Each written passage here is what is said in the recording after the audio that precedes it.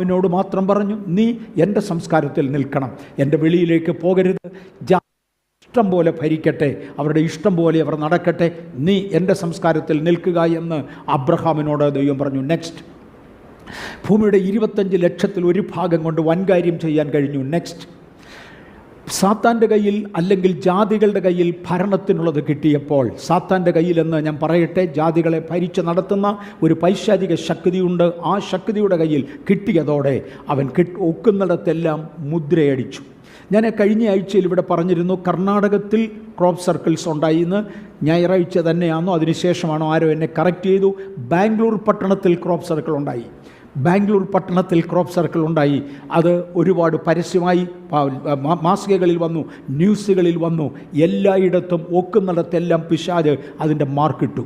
ആളുകൾ കിട്ടു, സ്ഥലങ്ങൾ കിട്ടു, അങ്ങോട്ട് സകലതും അവനെ കൊണ്ട് ഒക്കുന്നിടത്തോളം ക്രിസ്തുവിന് വിരോധമായി ചെയ്തു. നെക്സ്റ്റ്, അവൻ്റെ കയ്യിൽ ലഭിച്ച ഭരണാധികാരികൾ ക്രിസ്ത്യാനികളെ കൊന്നൊടുക്കി. ഇവരൊക്കെ സാധാരണക്കാരല്ല, അവരൊക്കെ ലക്ഷക്കണക്കിന് ക്രിസ്ത്യാനികളെ കൊന്നൊടുക്കിയവരൊക്കെയാണ്. അതുകൊണ്ട് ഈ മനുഷ്യനെ നമ്മൾ ആദ്യമേ കണ്ടായിരുന്നു, ഡയോക്ലീഷ്യൻ എന്നാണ് ഇയാളുടെ പേര്. നെക്സ്റ്റ്, ഹിറ്റ്ലറെ നമുക്ക് കാണാം. 6 ലക്ഷം യഹൂദന്മാരെ കൊന്നൊടുക്കിയ ഹിറ്റ്ലർ. നെക്സ്റ്റ്, അവനെ കൊണ്ട് ഒക്കുന്നിടത്തോളം ദോഷങ്ങൾ ചെയ്തു. നമ്മൾ വിശദമായി കാര്യങ്ങളൊന്ന് കൊണ്ടുവന്നേച്ച് അതിനെ ഒന്ന് കൺവേർജ് ചെയ്ത് ഒരുമിച്ച് കാണിക്കുകയാണ്. ഞാനിവിടെ കൺവേർജിങ്ങിനെ കുറിച്ചൊക്കെ കഴിഞ്ഞ ദിവസം പറഞ്ഞ ശേഷം ഒരാൾ എൻ്റെ അടുക്കൽ വന്നൊന്ന് പ്രാർത്ഥിക്കാൻ പറഞ്ഞു, എൻ്റെ കണ്ണിൻ്റെ കാഴ്ച കുറഞ്ഞുപോയി. അദ്ദേഹത്തിൻ്റെ, എനിക്ക് എംഎവറേഷനും അത് തന്നെ പ്രശ്നം, കണ്ണിൻ്റെ കാഴ്ച കുറഞ്ഞുപോയി. പലർക്കും പ്രായമാകുമ്പോൾ അങ്ങനെ. ആ കണ്ണിൻ്റെ കാഴ്ചയെക്കുറിച്ച് ആ വ്യക്തി പറഞ്ഞത്, ഞാൻ ഹോസ്പിറ്റലിൽ ചെന്നപ്പോൾ ഡോക്ടേഴ്സ് പറഞ്ഞത്, എൻ്റെ കൺവേർജിങ് പ്രോപ്പറല്ല, ഫോക്കസിങ് കൺവേർജിങ് പ്രോപ്പറല്ല, അത് ശരിയാക്കാൻ പറ്റത്തില്ല, അതുകൊണ്ട് കണ്ണിൻ്റെ കാഴ്ചയില്ല. ഒരു കാര്യം വിശദമാക്കി എക്സ്പ്ലെയിൻ ചെയ്ത് തിരിച്ച് കൺവേർജ് ചെയ്തെങ്കിൽ മാത്രമേ നമുക്കതിൻ്റെ ഗൗരവം മനസ്സിലാകത്തുള്ളൂ. ബഥേലിൽ കർത്താവിൻ്റെ വലിയ കരുണയാൽ നമ്മളിവിടെ എടുത്തുകൊണ്ടിരിക്കുന്ന ക്ലാസ്സുകൾ കാര്യങ്ങളെ വിശദീകരിക്കുകയും വീണ്ടും അതിനെ ക്രോഡീകരിച്ച് കാര്യത്തിലേക്ക് എത്തിക്കുകയുമാണ്. നെക്സ്റ്റ്, ജാതികളുടെ കാലത്തെ നമ്മൾ വിശദമായിട്ടെടുത്തു. ജാതിക രാജാക്കന്മാരെ ചിതറിച്ചു, ഭൂമിയിൽ എല്ലായിടത്തും ചിതറിച്ചേച്ച് ഏറ്റവും ഒടുവിലായി ദൈവം അവരെ കൂട്ടിച്ചേർക്കുവാൻ അന്തിക്രിസ്തുവിൻ്റെ കയ്യിൽ ഏൽപ്പിക്കത്തക്കവണ്ണം, എതിർ ക്രിസ്തുവിൻ്റെ കയ്യിൽ ഏൽപ്പിക്കത്തക്കവണ്ണം ഒരവസരം കൊടുക്കുവാൻ ദൈവത്തിന് തിരിഹിതമായി ദൈവം അത് ചെയ്യും എന്ന് നമ്മൾ പറഞ്ഞു. അതിനകത്ത് പല വഴികൾ ഒരുങ്ങേണ്ടതുണ്ട്. കിഴക്ക് നിന്നുള്ള വഴിയെക്കുറിച്ചും പടിഞ്ഞാറ് നിന്നുള്ള വഴിയെക്കുറിച്ചും ഒക്കെ നമ്മൾ, വടക്ക് നിന്നുള്ള വഴിയെക്കുറിച്ചും ഒക്കെ നമ്മൾ ചിന്തിച്ചു. അവസാനമായി ആത്മീകമായ വഴികൾ തുറക്കുന്നതിനെക്കുറിച്ചാണ് നമ്മൾ ചിന്തിച്ചു കൊണ്ടിരുന്നത്. മഹാസർപ്പവും തവളകളും എന്ന ഹെഡിങ്ങിൽ നമ്മളത് ചിന്തിച്ചതാണ്. 7 തലയും 10 കൊമ്പും തീ നിറവുമുള്ളതായ ഒരു മഹാസർപ്പം സ്വർഗത്തിൽ വെളിപ്പെടുന്നതും അതിൻ്റെ കീഴിൽ അതിൻ്റെ വായിൽ നിന്ന് പുറപ്പെടുന്ന തവളകളെ പോലെയുള്ള ചില്ലറ ശക്തികൾ, ഏലിയൻസ് എന്നൊക്കെ വിളിക്കും. കഴിഞ്ഞ ആഴ്ചയിൽ ഏലിയൻസിനെ കുറിച്ച് ലഭിച്ചിട്ടുള്ള റിപ്പോർട്ടുകൾ ഒരുപാട് വലുതാണ്. നിങ്ങളിൽ ചിലർ തന്നെ എനിക്കത് ഫോർവേഡ് ചെയ്തു. ലോകത്തിൻ്റെ പല ഭാഗങ്ങളിൽ നിന്നും ഇതുവരെ മനുഷ്യന് ചിന്തിക്കുവാൻ കഴിയുമായിരുന്നതിനപ്പുറത്ത്, ഞാൻ നേരത്തെ തന്നെ പ്രഖ്യാപിച്ചിട്ടുണ്ട്, തിരുവചനത്തിൻ്റെയും ദൈവിക വെളിപ്പാടിൻ്റെയും പുറത്ത് ഞാനത് പ്രഖ്യാപിച്ചിട്ടുണ്ട്.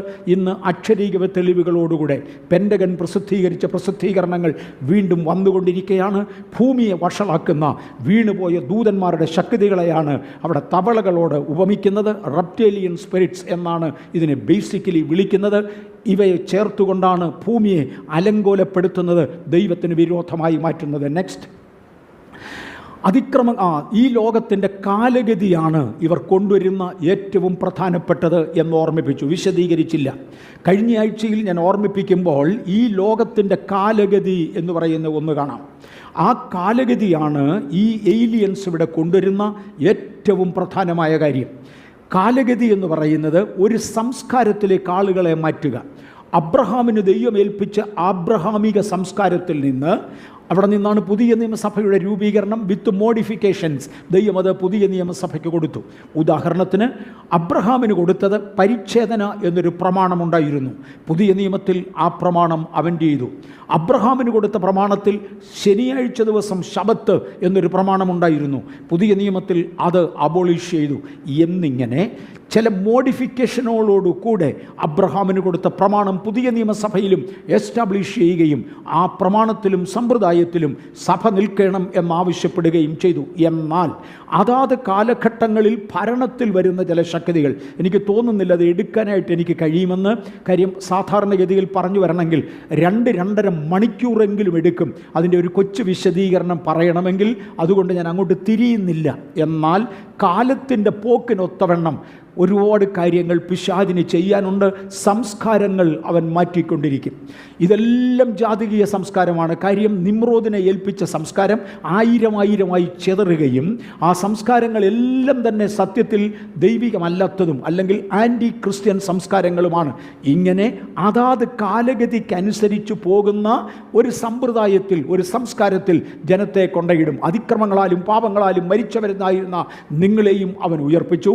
അവയിൽ നിങ്ങൾ മുമ്പേ ഈ ലോകത്തിൻ്റെ കാലഗതിയെയും ആകാശത്തിലെ അധികാരത്തിനും അനുസരണക്കേടിൻ്റെ മക്കളിൽ ഇപ്പോൾ വ്യാപരിക്കുന്ന ആത്മാവിനും അധിപതിയായവനെയും അനുസരിച്ച് നടന്നുവെന്ന് എഫേസ്യ ലേഖനം 2-ാം അധ്യായത്തിൻ്റെ 1-2 വാക്യങ്ങളിൽ കാണാം. ഇവിടെയാണ് നമ്മൾ മരിച്ചത്. കാലഗതിക്കനുസരിച്ചുള്ള നടപ്പിൽ നിങ്ങൾ മരിച്ചവരായിരുന്നു.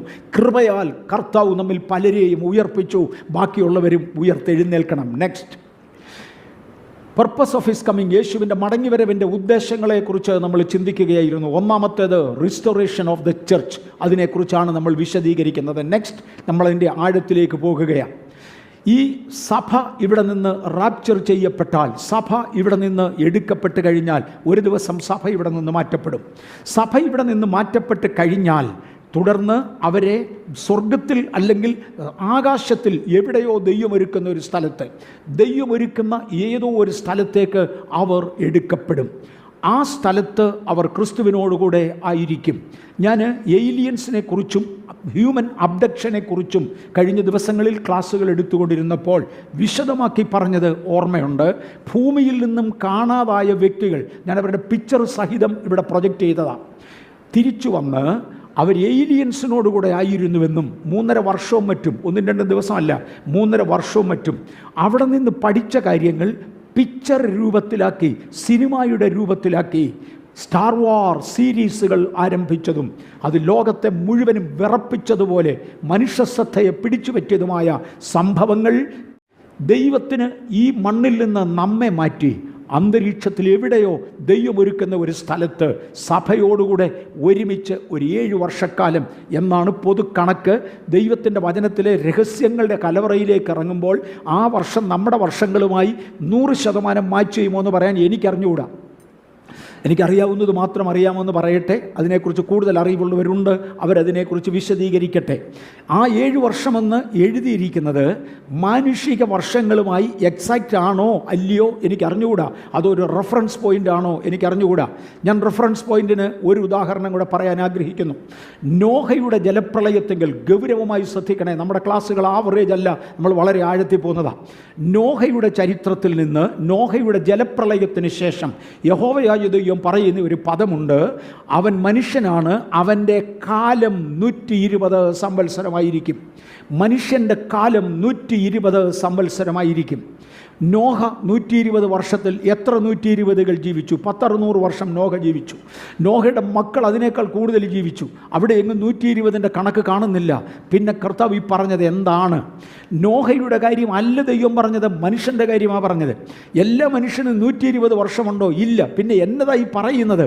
കാലമെന്നവിടെ അർത്ഥമാക്കിയത് നിശ്ചയമായും വർഷമല്ല. അതിനെ കുറിക്കുന്ന വേറൊരു കാലക്കണക്ക് ഞാൻ നിങ്ങളോട് പറഞ്ഞു. 120 ജൂബിലി വർഷങ്ങളായെന്ന് വരാം. ഒരു ജൂബിലി എന്ന് പറഞ്ഞാൽ 50 വർഷമാണ്. 120 ജൂബിലി വർഷങ്ങൾ എന്ന് പറഞ്ഞാൽ, ജൂബിലി വർഷം എന്നൊന്ന് തിരുവചനത്തിലുണ്ട്. അങ്ങനെ ആയാൽ ഏറെക്കുറെ കണക്കുകൾ ഇവിടെയോ മാച്ച് ചെയ്യാൻ കഴിയും. ഇങ്ങനെ തിരുവചനത്തിലെ ആഴമേറിയ പ്രയോഗങ്ങൾക്ക് ആഴമേറിയ അർത്ഥങ്ങളുണ്ട്.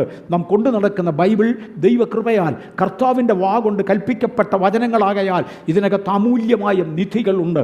നമ്മെ നിത്യതയിലേക്ക് ചേർക്കുന്നതിന് മുന്നമേ തൻ്റെ ആ മധ്യാകാശത്തിൽ എവിടെയോ സഭയുമായി തനിയിരിക്കും. യേശുക്രിസ്തുവിൻ്റെ വരവിന് മുന്നമേ ഇമ്മാനുവേൽ എന്ന് തനിക്ക് നാമകരണം ചെയ്യുവാൻ ദൂതൻ യെശയ്യാവ് ആവശ്യപ്പെടുകയും ഇമ്മാനുവേൽ എന്ന് തന്നെ വിളിക്കുകയും ചെയ്യുന്നു. ഇമ്മാനുവേൽ എന്ന വാക്കിൻ്റെ അർത്ഥം മനുഷ്യരോടുകൂടെ കൂടാരമടിക്കുന്ന ദൈവം, അല്ലെങ്കിൽ ഇതാ ദൈവം മനുഷ്യരോടുകൂടെ എന്നാണ്. ഇത് ദൈവത്തിൻ്റെ ഹൃദയത്തിലെ താല്പര്യമാണ്, മനുഷ്യനോടുകൂടെ ഇരിക്കുക. ഇത് മധ്യാകാശത്തിൽ വെച്ച് നിറവേറും. എന്നാൽ ഇന്ന് സഭയിൽ ഈ കാര്യമാണ് നടന്നുകൊണ്ടിരിക്കുന്നത്. ഒരു വിശുദ്ധ കൂട്ടായ്മയാണ് യേശുവിൻ്റെ വരവെങ്കിൽ ഒന്നാമതായി നമുക്ക് ലഭിക്കുന്നത്. അത് മധ്യാകാശത്തിലായിരിക്കും. അശുദ്ധൻ അവിടെ കാണുകയില്ല, അധർമ്മികൾ അവിടെ കാണുകയില്ല. അശുദ്ധന്മാർ, അറയ്ക്കപ്പെട്ടവർ, കുലപാതകന്മാർ, മാതുഹന്താക്കൾ, പിതുഹന്താക്കൾ എന്നിങ്ങനെ ഒരു നീണ്ട ലിസ്റ്റ് പറഞ്ഞേച്ച് ഇവരിൽ ഒരാൾ പോലും ഇല്ലാതെ കുഞ്ഞാടിൻ്റെ രക്തത്താൽ വീണ്ടെടുക്കപ്പെട്ട തിരുസഭ മാത്രം ഒരുമിച്ച് കൂടുന്ന, അവരോടുകൂടെ ദൈവത്തിൻ്റെ കൂടാരം കൊണ്ടുവരുന്ന ഒരു പ്രത്യേക ദിവസമുണ്ട്. അതിനായി ഞാൻ ദൈവത്തെ സ്തുതിക്കുന്നു. ദി ക്വാളിറ്റി ടൈം, വേറൊന്നിനും വിടാതെ കർത്താവ് നമ്മോടുകൂടെ ആയിരിക്കും. നെക്സ്റ്റ്, മാതൃകയും പ്രമാണവുമുള്ള അനേക ദേവാലയങ്ങൾ പഴയ നിയമത്തിൽ ദൈവം കൽപ്പിച്ചാക്കിയിരുന്നു. നമ്മളിത് കണ്ടതാണ്. പർവ്വതത്തിൽ വെച്ച് കാണിച്ചു തന്ന മാതൃക പ്രകാരം ഒക്കെയും തന്നെ ദേവാലയത്തിൻ്റെ പണി പൂർത്തിയാക്കണം. അവിടെ വെച്ച് കാണിച്ച മാതൃകയിൻ പ്രകാരം തന്നെ കൂടാരം നിവർക്കണം എന്ന് പറഞ്ഞ കിഴക്കേ സൈഡാണോ തെക്കേ സൈഡാണോ ആദ്യം ഉയർത്തേണ്ടതെന്നതിന് പോലും ദൈവത്തിന് പ്രമാണമുണ്ട്. ഇതായിരുന്നു പഴയ നിയമത്തിലെ കൂടാരങ്ങളായിരുന്ന ആലയങ്ങൾ. നെക്സ്റ്റ്, ദാവീദ് ആലയം പണിയുമ്പോൾ അവിടെയും പ്രമാണങ്ങൾ കാണാം. അതിനകത്ത് ജനം ഒരുമിച്ച് കൂടുവാൻ ആവശ്യപ്പെട്ടു. എന്തിനാണ് ജനം ഒരുമിച്ച് കൂടുന്നത്? ഒന്ന്, വചനധ്യാനത്തിന് വേണ്ടി, വചനം പഠിപ്പാനും കൂട്ടായ്മ ആചരിപ്പാനുമാണ് നിങ്ങൾ ഒരുമിച്ച് കൂടുന്നത് എന്ന് ആവർത്തനം 31 കാണാം. നെക്സ്റ്റ്, ഇത് നമ്മൾ എടുത്ത ഭാഗമായതുകൊണ്ടാണ് ഞാൻ വേഗത്തിൽ പോകുന്നത്. ഇത് കഴിഞ്ഞ ആഴ്ചയിൽ എടുക്കാത്ത ഭാഗമാകയാൽ ഇത് ഒന്നുകൂടെ തുടരട്ടെ. അപ്പോസ്തലപ്രവൃത്തികളുടെ പുസ്തകം 2-ാം അധ്യായം 46-ാമത്തെ വാക്യത്തിൽ പുതിയ നിയമസഭയുടെ തുടക്കത്തിൽ അവർ ഒരുമിച്ച് ദിനം പ്രതി ദേവാലയത്തിൽ കൂടി. ഇന്നലെ വൈകിട്ട് ഞാൻ ഇതുവഴി വരുമ്പോഴേ പലരും ഇവിടെ വന്നവർക്കറിയാം, വളരെ ആക്റ്റീവായിട്ട് ആളുകൾ കണ്ട് ഇവിടെയും അപ്പുറത്തും എല്ലായിടത്തും നല്ല ആളും ബഹളവും കാര്യങ്ങളും ജോലികൾ നടക്കുന്നതും എല്ലാം. So happy. എനിക്ക് ഒരുപാട് സന്തോഷമുണ്ടായി. 1-ാം നൂറ്റാണ്ടിലെ സഭയുടെ അനുഭവം ഏറെക്കുറെ ഇതായിരുന്നു. അവർ ദിവസം തോറും ദേവാലയത്തിൽ ഒരുമിച്ച് കൂടുമായിരുന്നു. എന്നാൽ വീടുകളിൽ പോയി അപ്പം നുറുക്കുമായിരുന്നു. അപ്പം നുറുക്കിനെ കുറിച്ച് വന്ന് തുടരേണ്ടതുണ്ടല്ലോ. വീടുകളിൽ പോയി അപ്പം നുറുക്കുമായിരുന്നു. കാരണം യഹൂദന്മാരുടെ ദേവാലയത്തിൽ വരുന്ന യേശുക്രിസ്തുവിൻ്റെ ദൈവത്വം മാത്രം വിശ്വസിക്കാത്ത, ആ യഹൂദനോട് ചേർന്ന് ആചരിക്കുന്ന ഒരു സംഗതി അല്ല കർത്താവിൻ്റെ തിരുമേശ. ആകയാൽ ദേവാലയത്തിൽ അവർ ഒരുമിച്ചുകൂടി ഹൃദയപരമാർത്ഥതയോടെ സന്തോഷം അനുഭവിക്കുകയും വിശുദ്ധന്മാരുടെ ഭവനങ്ങളിൽ, വിശ്വാസികളുടെ ഭവനങ്ങളിൽ കൂടി അവർ കർത്താവിൻ്റെ തിരുമേശ ആഘോഷിക്കുകയും ചെയ്തിരുന്നു. എന്ന് എല്ലാ ദിവസവും, ആരംഭത്തിങ്കിൽ എല്ലാ ദിവസവുമായിരുന്നു. ഇന്നൊരു ചോദ്യം ഉയരാം, നമുക്ക് നമ്മുടെ സ്വന്തം ഭവനങ്ങളിൽ എല്ലാ ദിവസവും തിരുമേശയാകാമോ? അല്ല. അപ്പം നുറുക്കേണ്ടതിന് ഒരുമിച്ച് കൂടിയ ഭവനങ്ങളെക്കുറിച്ചാണ് പറയുന്നത്. അന്ന് ദേവാലയത്തിൽ വെച്ച് അവരപ്പം നുറുക്കാൻ കൂടത്തില്ല, അതുകൊണ്ട് ഭവനങ്ങളിൽ കൂടി. എല്ലാ വീട്ടിലും അപ്പം നുറുക്കിയെന്നല്ല പറയുന്നത്, അതിനുവേണ്ടി തിരഞ്ഞെടുത്ത വീടുകളിൽ കൂടുകയും അവിടെ വെച്ച് അപ്പം നുറുക്കുകയും ചെയ്തു എന്നാണ് എഴുതിയിരിക്കുന്നത്. അതിന് 1-ാമത്തെ നൂറ്റാണ്ടിൽ ഗുഹകൾക്കകത്ത് വെച്ച് പലപ്പോഴും കർത്തൃമേശ നടത്തിയിരുന്നു. മരച്ചുവട്ടുകളിൽ കർത്തൃമേശ നടത്തിയിരുന്നു എന്ന് വരാം. പലതും അവർ കർത്തൃമേശയ്ക്ക് വേണ്ടി ദിവസവും അവർ കർത്തൃമേശ ആചരിച്ചു വന്നു. എന്നാൽ അപ്പോസ്തലപ്രവൃത്തികളുടെ പുസ്തകം 20-ാം അധ്യായത്തിലേക്കാകുമ്പോഴത്തേക്ക് ആഴ്ചവട്ടത്തിൻ്റെ 1-ാം ദിവസത്തിൽ ഞങ്ങൾ അപ്പം നുറുക്കുവാൻ ഒരുമിച്ച് കൂടി. അപ്പോസ്തലപ്രവൃത്തികളുടെ പുസ്തകം 2-ാമത്തെ അധ്യായത്തിൽ, അതായത് ആദിമസഭയുടെ ചരിത്രത്തിൻ്റെ ഏറ്റവും ആരംഭത്തിങ്കിൽ തിരഞ്ഞെടുക്കപ്പെട്ട വീടുകളിൽ എല്ലാ ദിവസവും അവരപ്പം നുറുക്കിയെങ്കിൽ, അപ്പോസ്തലപ്രവൃത്തികളുടെ പുസ്തകം ഏറെക്കുറെ അവസാനത്തോടടുക്കുമ്പോൾ 20-ാമത്തെ അധ്യായത്തിലേക്ക് വരുമ്പോൾ അവർ എല്ലാ ദിവസവും കൂടി വരുന്നത് ഒഴിവാക്കി ആഴ്ചവട്ടത്തിൻ്റെ 1-ാം നാൾ തോറും. എന്തുകൊണ്ട് ആഴ്ചവട്ടത്തിൻ്റെ 1-ാം നാൾ കർത്തൃമേശയ്ക്ക് വേണ്ടി നാം കൂടി വരുന്നു? ഈ വാക്യം അവിടെ കിടക്കുന്നത് കൊണ്ട്. അതിൻ്റെ അർത്ഥം ഞായറാഴ്ച മാത്രമേ കർത്തൃമേശ എടുക്കാവൂ എന്നല്ല. ലഭിക്കുന്ന അവധി ദിവസങ്ങളിൽ നമുക്ക് കർത്തൃമേശ എടുക്കുവാനാകും, അതിനുവേണ്ടി ഒരുമിച്ച് കൂടുവാൻ കഴിയും. പക്ഷേ ഈ ഡെയിലി എന്നത് അവിടെ മാറുന്നതായി കാണാം. നെക്സ്റ്റ്, ഇനിയും എന്തിനു വേണ്ടിയാണ് നാം വരുന്നത്? പൊതു ഉപവാസ ദിവസങ്ങൾ നമുക്കിതുണ്ട്. ഇപ്പോൾ 21 ദിവസത്തെ ഉപവാസം നമ്മൾ ഡിക്ലെയർ ചെയ്തു. 24-ാം തീയതി അത് ആരംഭിക്കും. 33-ാമത്തെ ആനുവൽ ഫാസ്റ്റിംഗ് പ്രയറാണത്. ഒരു ഉപവാസം നിയമിപ്പീൻ, സഭായോഗം വിളിപ്പീൻ, മൂപ്പന്മാരെയും ദേശത്തിലെ സകല നിവാസികളെയും നിങ്ങളുടെ ദൈവമായ യഹോവയുടെ ആലയത്തിൽ കൂട്ടി വരുത്തുവീൻ, യഹോവയോട് നിലവിളിപ്പീൻ. എന്തിനാ നിലവിളിക്കേണ്ടത്? നമ്മൾ ചിന്തിക്കാൻ പോകുകയാണ്. ഞാൻ പറഞ്ഞല്ലോ, സഭ ദയവായി കഴിയുന്നിടത്തോളം ആളുകൾ 24-ാം തീയതി ഉച്ചയ്ക്ക് ശേഷം 25-ാം തീയതി രാവിലെയും വരുവാൻ. ജോലിയുള്ളവർ കളഞ്ഞിച്ചു വരാനല്ല ഞാൻ പറഞ്ഞത്. നേരത്തെ പറഞ്ഞതുപോലെ ഓഫ് എടുക്കാവുന്നവർ ഓഫ് എടുക്കുക, കോമ്പൻസേറ്ററി ഓഫ് അഡ്ജസ്റ്റ് ചെയ്യാവുന്നവർ അത് ചെയ്യുക, ഓവർ ടൈം ജോലി വേണ്ടെന്ന് വെക്കുക, ആരാധനയ്ക്ക് വേണ്ടി വരുവാൻ അങ്ങേയറ്റം ശ്രമിക്കുക. ഞാനത് പറയട്ടെ, നമുക്ക് ഒരുമിച്ച് കൂടാം, നിലവിളിക്കാം. നെക്സ്റ്റ്, വിശുദ്ധന്മാർ പരസ്പരവും വിശുദ്ധന്മാരും ദൈവവുമായ ഒരു വിശുദ്ധ കൂട്ടായ്മ ദൈവത്തിന് ഇന്നും ആവശ്യമുണ്ട്, ആഗ്രഹമുണ്ട്. ആയുധന് വേണ്ടി വരുവാൻ ഞാൻ പലപ്പോഴും പറഞ്ഞിട്ടുണ്ട്. 12-ാമത്തെ വയസ്സിൽ രക്ഷിക്കപ്പെട്ടതിന് ശേഷം ദൈവത്തിൻ്റെ കരുണയാൽ ഒരു സഭായോഗം ഉഴപ്പാതെ ഇന്നുവരെ, ഈ ഞായറാഴ്ച വരെ കൊണ്ടു നടക്കുവാൻ സ്വർഗത്തിലെ ദൈവം തന്ന കൃപയ്ക്കായി ഞാൻ കർത്താവിനെ നന്ദിയോടെ സ്തുതിക്കുന്നു. ഞാൻ ഒരു അനുഭവം എടുത്തു പറയുന്നത്, എനിക്കറിയാം ബിലോ സ്റ്റാറ്റസ് ആയിരിക്കാം, പക്ഷേ പറയാൻ ആഗ്രഹിക്കുന്നു.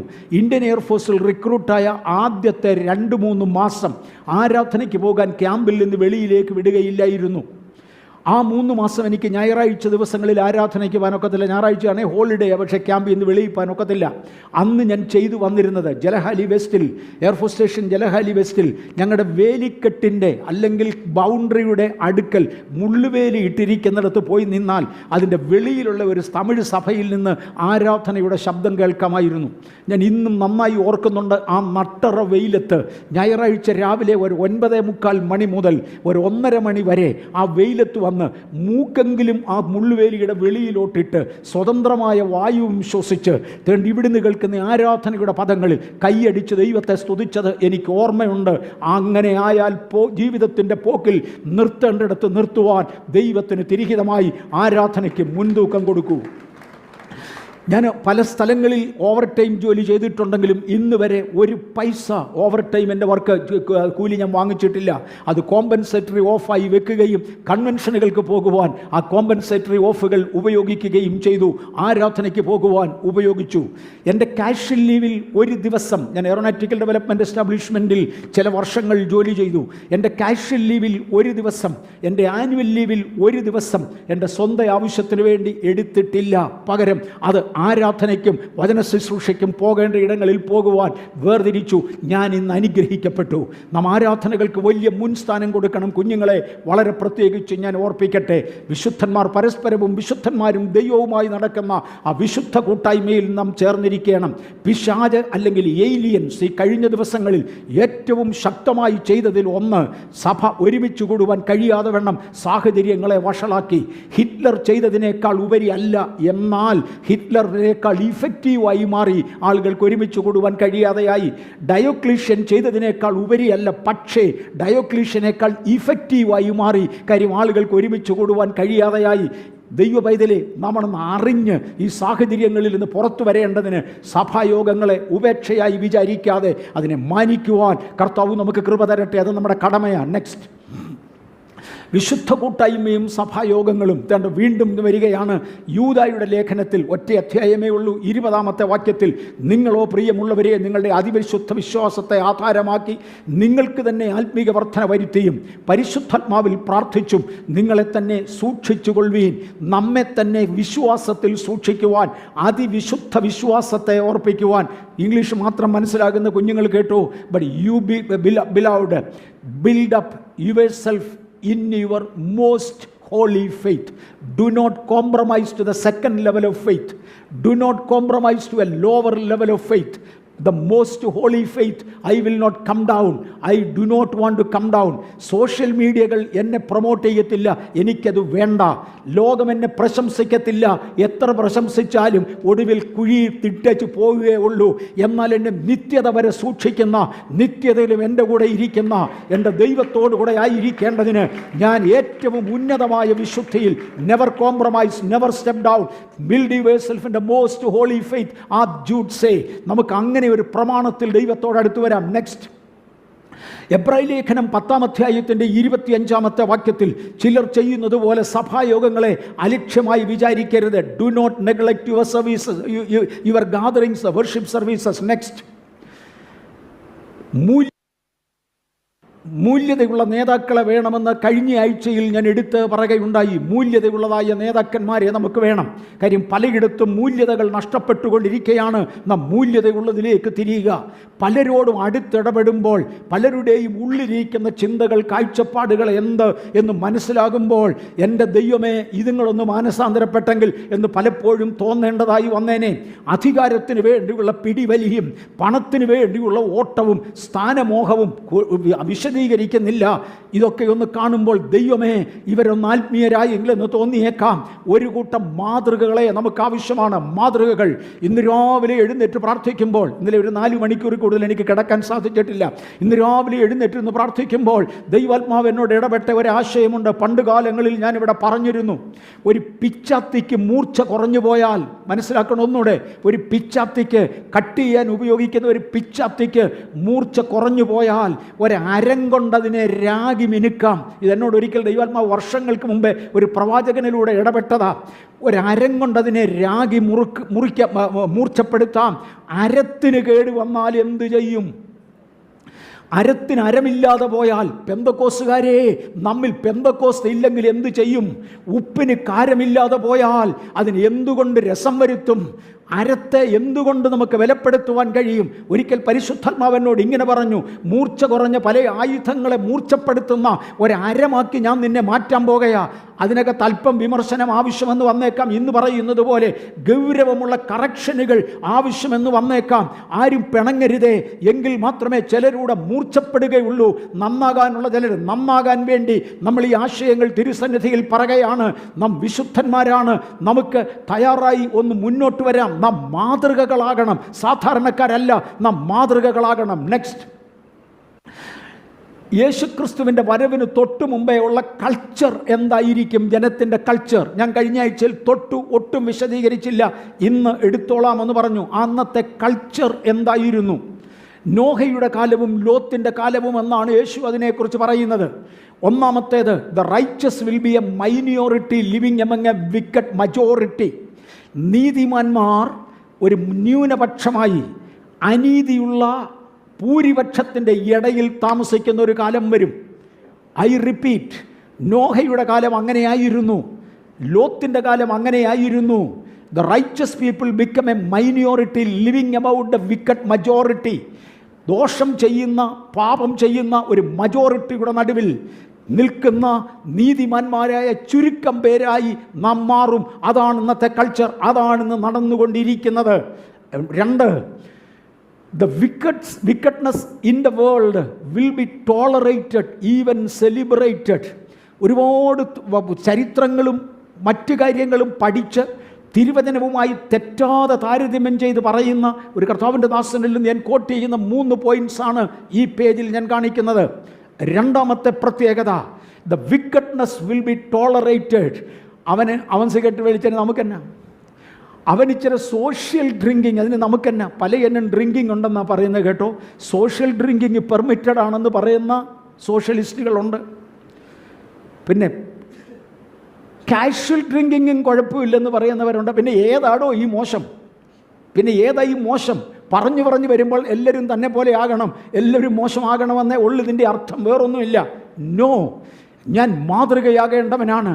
The wickedness in the world will be tolerated, even celebrated. ഇന്നാര് വല്ലപ്പോഴും ആരും കാണാതെ അല്പം കുടിക്കുമെങ്കിലും ചർച്ചിൽ എല്ലാ ഞായറാഴ്ചയും വരും, സ്വോത്ര കാഴ്ച മുഴുവൻ ഇടും, ദശാംശം കൊണ്ട് കൊടുക്കും. എൻ്റെ പൊന്ന് സഹോദര, വിക്കറ്റ്നെസ് വിൽ ബി സെലിബ്രേറ്റഡ്. ഈ പുള്ളിക്കാരൻ സ്നാനപ്പെട്ടതല്ലെങ്കിലും ദൈവസഭയെ നന്നായി സഹായിക്കുന്നവനാണ്. The wickedness of non baptism, baptism എടുക്കാത്ത വിക്കറ്റ്നെസ്സിനെ സെലിബ്രേറ്റ് ചെയ്യുന്ന ഒരു കാലഘട്ടത്തിലേക്ക് എത്തിച്ചേരുകയാണ്. വിശ്വാസത്തിൽ അല്പസ്വല്പം പെശകൊണ്ടെങ്കിലും പല കാര്യങ്ങളിലും ബെറ്ററാണ്. The culture in the last days will be, the wickedness will be tolerated and even celebrated. മൂന്നാമത്തേത് അല്പം കൂടെ ഗൗരവമാണ്. ലോത്തിൻ്റെ ഭാര്യയെ ഓർത്തുകൊള്ളുവീൻ. ലോത്തിൻ്റെ കാലത്തെ പോലെയാണ്. ലോത്തിൻ്റെ ഭാര്യയ്ക്ക് എന്തു പറ്റി? പുറകോട്ടൊന്ന് തിരിഞ്ഞു നോക്കി എന്നാണ് ബൈബിൾ പറയുന്നത്, വേറൊന്നുമില്ല. പക്ഷേ മൂലഭാഷയിൽ പ്രാവീണ്യമുള്ളവരെ കോട്ട് ചെയ്തുകൊണ്ട് ഞാൻ ഇന്ന് കോട്ട് ചെയ്യുന്ന കർത്താവിൻ്റെ ദാസൻ പറഞ്ഞിരിക്കുന്ന വാചകം ഇങ്ങനെയാണ്: പുറകോട്ട് നോക്കി എന്നത് പിന്മാറ്റത്തിനുള്ള ആവേശത്തോടെ നോക്കിയെന്നാ. തങ്ങൾ വിട്ടുപോകരുന്നതിനെ ഓർത്തിരുന്നുവെങ്കിൽ മടങ്ങിപ്പോകുവാൻ ഏറെ സാധ്യതയുണ്ടായിരുന്നുവെന്ന് പുതിയ നിയമത്തിൽ പൗലോസ് അപ്പോസ്തലൻ പറയുന്ന ചിന്താഗതിയുമായി ബന്ധപ്പെടുത്തി ഇതിനെ നോക്കണം. ലോത്തിൻ്റെ ഭാര്യയ്ക്ക് ഇറങ്ങിപ്പോരുന്നത് ഇഷ്ടപ്പെട്ടില്ല. അവരെ രക്ഷിക്കേണ്ടതിന് വേണ്ടി ദൈവത്തിൻ്റെ ദൂതന്മാർ അവരുടെ കൈക്ക് പിടിച്ച് വലിച്ച് അവരെ പുറത്തു കൊണ്ടുവന്ന് ആ പർവ്വതം കാണിച്ച് അങ്ങോട്ട് ഓടാൻ പറയുകയായിരുന്നു. ഞാനത് ആവർത്തിച്ചോളാം അടുത്ത സ്ലൈഡിൽ. എന്നാൽ ലോത്തിൻ്റെ ഭാര്യയ്ക്ക് ഇതിനകത്തൊന്നും വലിയ അഭിപ്രായമില്ല. ഭർത്താവിനെയും മക്കളെയും എന്നെയും കൂടെ ദൂതൻ പിടിച്ചു വലിച്ച് എന്ത് ചെയ്യാനൊക്കും, അതുകൊണ്ട് അങ്ങ് ഇറങ്ങിപ്പോയതാ. അങ്ങനെ ഇറങ്ങി വന്ന വരവിന് എങ്ങനെയും തിരിച്ചു പോകണം, പുറകിൽ എങ്ങനെയുണ്ട്, തീ വീണോ എന്ന് നോക്കാൻ ഒന്ന് തിരിഞ്ഞു നോക്കിയതാ. തമ്പുരാൻ പറഞ്ഞു, നില്ലവിടെ. പിന്മാറ്റത്തിൻ്റെ ചിന്താഗതിയുമായി നമ്മൾ വരരുത്, പുറകോട്ട് നോക്കരുത്. അവൾ ഉപ്പുതൂണായി മാറി. She cease to B A human. അവൾ അതിനുശേഷം ഒരു സ്ത്രീയായി തുടർന്നിട്ടില്ല. നാലാമത്തേത്, ഗോഡ് വിൽ റെസ്ക്യൂ ദ റൈച്ചേഴ്സ്. ദൈവം നീതിമാന്മാരെ അധർമ്മികളുടെ ഇടയിൽ നിന്ന് രക്ഷിച്ചിരിക്കും. ഇന്നത്തെ കൾച്ചറിൽ മറക്കരുതാത്ത ഒന്നാണ്. കാഹളം ധ്വനിക്കും, ക്രിസ്തുവിൽ മരിച്ചവർ അക്ഷയരായി ഉയർക്കും, നീതിമാന്മാർ വേർതിരിയപ്പെടും. അതിൻ്റെ ലക്ഷണങ്ങൾ നടന്നുകൊണ്ടിരിക്കുകയാണ്. ആത്മീക ലക്ഷണങ്ങളിൽ ചിലതാണ് നമ്മൾ ചിന്തിച്ചു കൊണ്ടിരിക്കുന്നത്. നീതിമാന്മാരെ ദൈവം ഇവിടെ നിന്ന് വേർതിരിക്കും. Please next. Bishop T D ജെയ്ക്സിനെ കഴിഞ്ഞ ആഴ്ചയിൽ ഞാൻ ഓർമ്മിപ്പിച്ചിരുന്നു. ടി ഡി ജെയ്ക്സ് ഇങ്ങനെ പറഞ്ഞു: നരകത്തിൽ നിന്നും ഓരോ ബസ്സുകൾ ഓരോ സഭയിലേക്കും പിശാച് എല്ലാ ഞായറാഴ്ചയും അയക്കും. ആ ബസ്സിനകത്ത് ആളിനെ കയറ്റുകയാണ് ചിലരുടെ സമ്പ്രദായം. കാരണം കേട്ടാൽ രസകരമായി കർണരസമാകുമാറ് പ്രസംഗിക്കാം, കേൾക്കുന്നവരുടെ മുഴുവനും ആ ശ്രദ്ധ പിടിച്ചെടുക്കാം. അതിനകത്ത് കുറേ തമാശയോ കുറേ വികൃതിത്തരമോ വിഡ്ഢിത്തമോ ഒക്കെ ചേർത്താൽ മതി, എല്ലാവരും ശ്രദ്ധിക്കും. അല്പസ്വല്പം ലൈംഗിക ചൊവ ചേർക്കാമെങ്കിൽ കൂടുതൽ ആളുകൾ ശ്രദ്ധിക്കും. കോമണിസം പ്രസംഗിക്കാമെങ്കിൽ പലർക്കും ഇഷ്ടമാണ്. അനേക ശുശ്രൂഷകന്മാരുടെ ജോലി നരകത്തിൽ നിന്ന് വരുന്ന ബസ്സുകളിലേക്ക് ആള് കയറ്റുകയാണ്. അകത്തു നിന്ന് പുറത്തേക്ക് തള്ളുന്ന ടൈപ്പിലുള്ള സംസാരവും സമ്പ്രദായവും സഭയ്ക്കകത്ത് മുഴങ്ങും. അവിശ്വാസത്തിൽ ഉറച്ചു നിൽക്കുന്നവനെ പോലും വീഴിച്ചു കളയേണ്ടതിന് വേണ്ടി വിശുദ്ധന്മാരെക്കുറിച്ച് അപവാദം പറയുന്ന അപവാദി എഴുത്തുകളിലും വാക്കുകളിലും ദോഷം തന്നെ ചീറ്റിക്കൊണ്ടിരിക്കുമ്പോൾ ദൈവത്തിൻ്റെ പൈതലെ അകത്തുള്ളവനെ പുറത്തേക്ക് എറിയുന്ന ഒരു വല്ലാത്ത പ്രവണതയിൽ ഈ ഏലിയൻസ് ഭൂമിയെ എത്തിച്ചു കഴിഞ്ഞു. അനേകരുടെ കയ്യിലുള്ള പേനകൾ വിശുദ്ധമല്ല, അതിനകത്തു നിന്ന് പുറത്തു വരുന്ന വാർത്തകൾ വളച്ചൊടിച്ചതാണ്. വിശുദ്ധമായതൊന്ന് ചെയ്യുവാൻ ദൈവം എന്നെയും നിങ്ങളെയും ശക്തീകരിക്കട്ടെ. പുറത്തു നിന്നുള്ള പ്രവണത നമ്മെ ആകർഷിച്ച് വെളിയിലേക്ക് കൊണ്ടുപോകാനാണ്. എങ്ങനെയും നമ്മെ ജഡീകരാക്കുവാൻ, ലോകമയത്വത്തിലേക്ക് കൊണ്ടുപോകുവാൻ. അകത്തു നിന്നുള്ള പ്രവണത കൊള്ളാവുന്നതിനെ പുറത്തേക്ക് തള്ളുവാനാണ് ഒരു വല്ലാത്തുന്നു. നെക്സ്റ്റ്, സങ്കീർത്തന പുസ്തകം 74-3 മുതൽ 10 വരെയുള്ള വാക്യങ്ങൾ ദയവായി ഒന്ന് വായിക്കണം. ഞാനത് ആദ്യം ഒന്ന് ഓടിച്ച് പറഞ്ഞോളാം. ഇല്ല, വായിച്ചു. സങ്കീർത്തന പുസ്തകം 74-ാം അധ്യായത്തിൻ്റെ 3 മുതൽ 10 വരെയുള്ള വാക്യങ്ങളിൽ തകരുന്ന ദൈവസഭയുടെ ഒരു ചിഹ്നം കാണാം. തകരുന്ന ദൈവസഭയുടെ അന്തിമകാല കൾച്ചറിനെ ഒന്ന് എടുത്തോർപ്പിക്കാൻ വേണ്ടിയാണ് ഈ വേദഭാഗം വായിക്കുന്നത്. ദയവായി നിത്യശൂന്യങ്ങളിലേക്ക് നിന്റെ കാലടി വയ്ക്കണമേ. ദൈവം സങ്കീർത്തനക്കാരൻ പ്രാർത്ഥിക്കുകയാണ്, ദൈവമേ നിത്യശൂന്യങ്ങളിലേക്ക് നിന്റെ കാൽ വെക്കണമേ. എന്തവാ നിത്യശൂന്യം? താവോട്ട് വായിച്ചു. ശത്രു വിശുദ്ധ മന്ദിരത്തിൽ സകലവും നശിപ്പിച്ചിരിക്കുന്നു. എന്റെ ദൈവമേ, ശത്രു വിശുദ്ധ മന്ദിരത്തിൽ കയറി ഇതിനകത്തെ സകലതിനെയും നശിപ്പിച്ചു. എന്ത് സകലതുമാണ് നശിച്ചത്? വായിച്ചാട്ടെ. നിന്റെ വരികൾ നിന്റെ സമാഗമന സ്ഥലത്തിന്റെ നടുവിൽ അലറുന്നു. രക്ഷിക്കപ്പെടാത്തവനും ക്രിസ്തുവിനെ മാത്രം നോക്കാത്തവനും പൊളിറ്റിക്സ് കളിക്കുന്നവനും കസേര പിടിക്കുന്നവനും പണം സമ്പാദിപ്പാൻ എഴുന്നേറ്റവനും അങ്ങയുടെ സഭയുടെ നടുവിൽ നിന്ന് അലറുന്നു. അവരുടെ ശബ്ദം ഉച്ചത്തിൽ കേൾക്കുന്നു. ഇത് ദൈവസഭയിൽ പാടുള്ളതല്ല, നടക്കുന്നു. ഞാൻ അതിനപ്പുറത്തോട്ട് പോകുന്നില്ല. ആവട്ടെ. തങ്ങളുടെ കൊടികളെ അവർ അടയാളങ്ങളായി നാട്ടിയിരിക്കുന്നു. ഈ പൊളിറ്റിക്കൽ പാർട്ടികൾക്ക് മുഴുവനും ഒരു അടയാളങ്ങളുണ്ട്. അവരുടെ അടയാളങ്ങളായ കൊടികൾ. പാനൽ തിരിഞ്ഞോ യുദ്ധം ചെയ്യേണ്ടതിന് അവരവരുടെ കൊടികൾ, അടയാളങ്ങൾ നാട്ടിക്കൊണ്ട് അവരവർ യുദ്ധം ചെയ്യുന്നു. താവോട്ട്. അവർ മരക്കൂട്ടത്തിന്മേൽ കോടാലി ഓങ്ങുന്നത് പോലെ തോന്നി.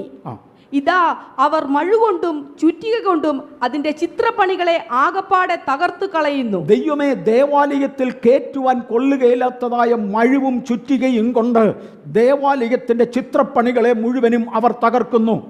ശലോമോൻ ആലയം പണിയുമ്പോൾ യഹോവയായ ദൈവം പറഞ്ഞു, ചുറ്റിക, മഴു മുതലായവയുടെ ശബ്ദം ആലയത്തിൽ കേൾക്കരുത്.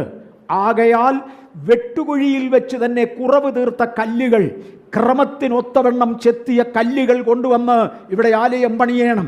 ആലയം പണിയുടെ സമയത്ത് ചെത്തി മിനുക്കുന്ന ശബ്ദം പാടില്ല. ചുറ്റികകളുടെയും മഴുക്കളുടെയും മുഴക്കം സഭയ്ക്കകത്ത് പാടില്ല. അത് വെളിയിൽ വെച്ച് കുറവ് തീർത്തതായിരിക്കണം. പലപ്പോഴും കുറവ് തീർക്കേണ്ടതിനുള്ള സന്ദേശങ്ങൾ പറയുമ്പോൾ എന്തിനാണിതെന്നറിയാമോ? മധ്യാകാശത്തിൽ കുറവ് തീർക്കാൻ ആരും വരത്തില്ല.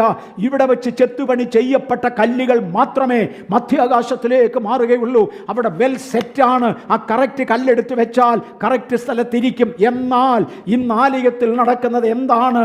അവർ ചുറ്റിക കൊണ്ടും മഴു കൊണ്ടും അങ്ങയുടെ ചിത്രപ്പണികളെ മുഴുവനും നശിപ്പിച്ചിരിക്കുകയാണ്. താവോട്ട്. അവർ നിന്റെ വിശുദ്ധ മന്ദിരത്തിന് തീ വെച്ചു. അവർ നിന്റെ വിശുദ്ധ മന്ദിരത്തിന് തീ വെച്ചു. അക്ഷരാർത്ഥത്തിൽ തീ വെച്ച ഒത്തിരി സംഭവങ്ങളുണ്ട്. ഇതൊന്നുമല്ല, തീ കത്തി പടരുന്നത് പോലെയാണ് പല സഭകളിലും വ്യാജ പ്രസ്താവനകൾ ഉയരുന്നത്. തീ കൊണ്ട് കത്തുന്നത് പോലെയാണ് പലരുടെയും ആത്മീകം കത്തിത്തീരുന്നത്. ഇങ്ങനെയെങ്കിൽ എന്തിന് എന്ന് ചോദിക്കുന്ന ചോദ്യങ്ങൾ ഉയരുന്നത്. ദൈവമേ, നിത്യശൂന്യമായി സഭ മാറുകയാണ്. അവിടേക്ക് അങ്ങടെ കാലടി ഒന്ന് വെക്കണേ. എൻ്റെ ദൈവം ഈ പകൽ തൻ്റെ കാലടി ഒന്ന് നീട്ടിവെച്ചാൽ ദൈവസഭ ശുദ്ധമാകും. ലോകവ്യാപകമായി എന്നെ ശ്രദ്ധിക്കുന്ന ആത്മീയർ കേൾക്കേണ്ടതിനാണ് ഞാൻ ഇത് വിളിച്ചു പറയുന്നത്. താവോട്ട്. തിരുനാമത്തിന്റെ നിവാസത്തെ അവർ ഇടിച്ചു നിരത്തി അശുദ്ധമാക്കി. കർത്താവേ, അങ്ങയുടെ തിരുനിവാസത്തെ അവർ ഇടിച്ച് നിരത്തി. കർത്താവേ, അവർ അശുദ്ധമായി.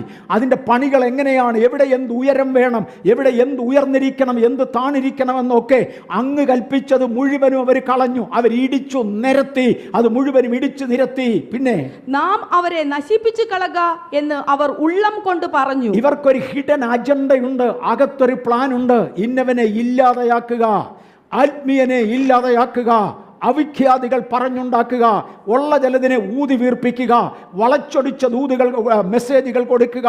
ഇന്ന് കണ്ടുകൊണ്ടിരിക്കുന്ന യാഥാർത്ഥ്യങ്ങൾ കണ്ടുകൊണ്ട് സ്വർഗത്തിപ്പാൻ ആഗ്രഹിക്കുന്നവരുണ്ടെങ്കിൽ ഉണർന്നു വരട്ടെ. ഇന്നത്തെ കൾച്ചർ മാറിപ്പോയ പോക്കാണ് ഞാൻ എടുത്തു കളയുന്നത്. താഴോട്ട്. ദേശത്തിൽ ദൈവത്തിന്റെ എല്ലാ പള്ളികളെയും ചുട്ടുകളഞ്ഞു. ദൈവത്തിന്റെ എല്ലാ പള്ളികളും ചുട്ടു. താഴോട്ട്. ഞങ്ങൾ ഞങ്ങളുടെ അടയാളങ്ങളെ കാണുന്നില്ല. ദൈവമേ, ഞങ്ങളുടെ അടയാളങ്ങളൊന്നും ഞങ്ങൾ കാണുന്നില്ല. എന്താ ദൈവസഭയുടെ അടയാളം?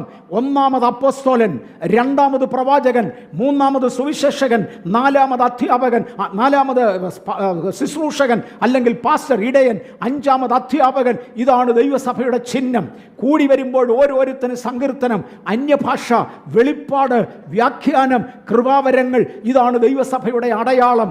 ഇന്ന് സഭ കൂടി വരുമ്പോൾ ഞങ്ങളുടെ അടയാളങ്ങൾ ഒന്നും കാണുന്നില്ല. പകരം മറ്റവൻ്റെ കൊടിയടയാളമാണ് കാണുന്നത്. ദൈവമേ, സഹായിക്കണമേ. നിത്യശൂന്യങ്ങളിലേക്ക് അങ്ങയുടെ കാൽ നീട്ടണമേ. മനസ്സിലാകുന്നുണ്ടോ? ഇത് culture. How does it go? എവിടെയാണ് കൾച്ചർ നശിക്കുന്നത്? ആ ക്രിസ്തീയ കൾച്ചറിലേക്ക് മടങ്ങി വരുവാൻ അരം മൂർച്ചയുള്ളതാകട്ടെ, ഉപ്പ് കാരമുള്ളതാകട്ടെ, വെളിച്ചം കൊടുക്കുന്ന ദീപങ്ങൾ ഉയരേണ്ടതിന് ഇടിച്ചെടുത്ത തെളിവുള്ള ഒലിവെണ്ണ പിന്നെയും നമ്മുടെ വിളക്കുകളിൽ ഒഴിക്കുവാൻ എൻ്റെ യേശു താല്പര്യപ്പെടുകയാണ്. ഈ ഉപവാസ പ്രാർത്ഥനയിൽ ദൈവമേ, അതൊന്ന് ഒരു വലിയ തോതിൽ ചെയ്യണമേ എന്ന് ഞാൻ ദൈവത്തോട് പ്രാർത്ഥിക്കുന്നു. നമുക്ക് കണ്ണുനീരോടും പ്രാർത്ഥനയോടും താല്പര്യത്തോടും ആഗ്രഹത്തോടും അടുത്തു വരാം. പിന്നെ 2-3 അങ്ങ് മറിച്ചു മതി. അത് വായിച്ചത് തീർന്നു. One back. The aggressive mission of the world.